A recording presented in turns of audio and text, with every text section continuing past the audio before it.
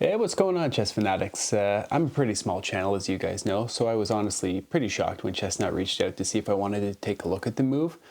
They did provide this board.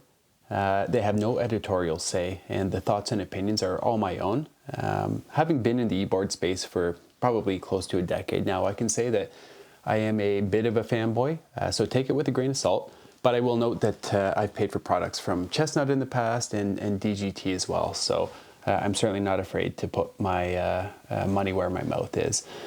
I'm not really interested in selling anything to anyone, but more so just helping people pick the right board for them without all of the marketing hype, and Lord knows there's tons of it out there. So I'll be honest, when this came out, I thought it was cool, very cool in fact, but I never thought I would get a chance to use it. So I kind of downplayed it a bit in my mind. You know, I think back to the 90s and I got this Kasparov e-board from Radio Shack, and it had this tiny little LCD that just spit out coordinates, and I could have never imagined, I think, that in 2025, one, I'd still play chess, and two, we'd have a board that really feels exactly like playing someone OTB at this point, at least to me. Frankly, it's even better because, you know, the board doesn't really shake its leg like some of the opponents that we play from time to time. Anyway, I thought I knew what this board was, but that was before I actually touched it, and I was completely wrong. I had no idea that this would come to be really my favorite board. So even after the initial excitement of watching the pieces move around, the thing that stayed in my mind most was the feeling I had of playing just unencumbered. It was really effortless, and that might be its biggest selling feature. But it's something that you really need to try to experience. You know, many of you may have seen some of the other videos. The app experience is as solid as always. You don't really need to use it though. The connectivity has been flawless. I've updated the firmware twice. So once when I unpacked it, and then they just had a recent firmware update. It's worked perfectly every time. The app is intuitive, as you guys know. It syncs all the games to the devices, vice versa, allows for, you know, all kinds of, you know, progress tracking, things along those lines. And again, like I'm testing on iOS specifically, so I can't speak to Android, but again, like it just seems to really get the job done in an effortless manner. I've detailed a lot of this in the past, so you can assume that all the connection is basically working as it has within the other videos that I've produced. Again, this isn't really meant to focus on the technical elements of it, but I do want to talk a little bit about how it works, and this is an assumption on my end, but it appears, unlike many of the smart boards that we kind of know and love, the Move doesn't really seem to rely on RFID tags.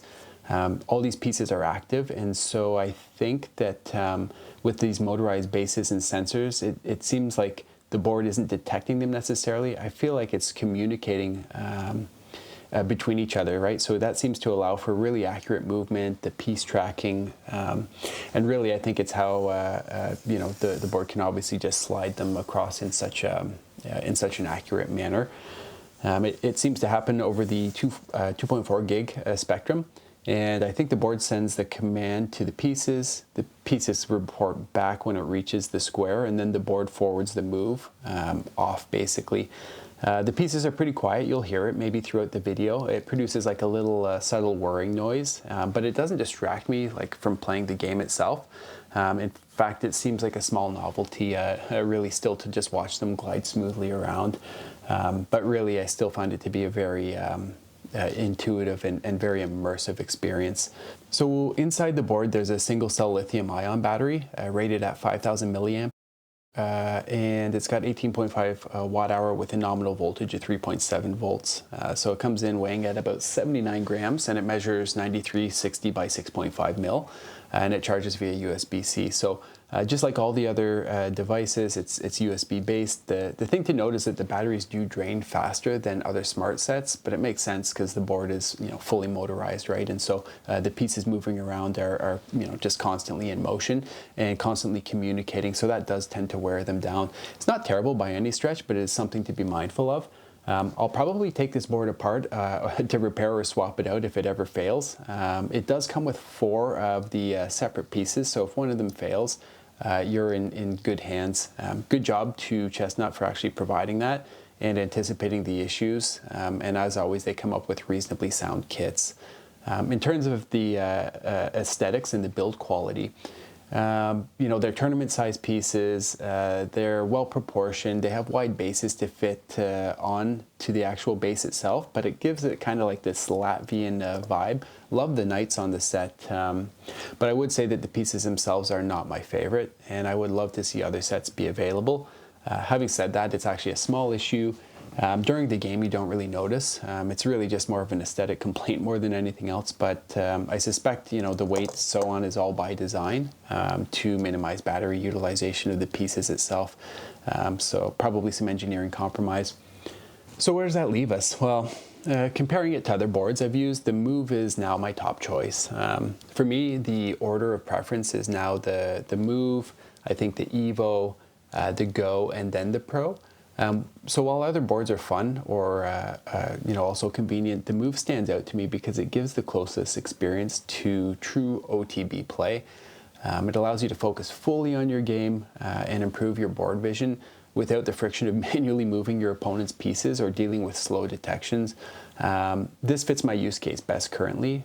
So when I want to increase my board vision, I use this. I think that I play better online, and so it's something that I need to continue to practice. But the Evo is now what I would recommend for studying. The Go is what I would say, you know, you take it with you. The Chessnut Pro, while one of the best looking boards, I think it's the least used now because I kind of find it harder to find people to play OTB with, which is, you know, a whole other issue. So while everyone's use case will vary, I can say that out of the 4 boards that I've had, I've really had no issues. And so you really need to think of what your actual use case is. But yeah, it's suited to players, I think, who want to practice OTB chess seriously at home or just improve their visualization skills without distractions. You know, the battery's solid, the spare bases add some peace of mind there. It's smooth movement. It really just enhances, you know, OTB play and gives this immersive feeling. And so, honestly, at this point in time, this is a board that I'd recommend. Hey guys, thanks for watching my take here on the Chessnut Evo.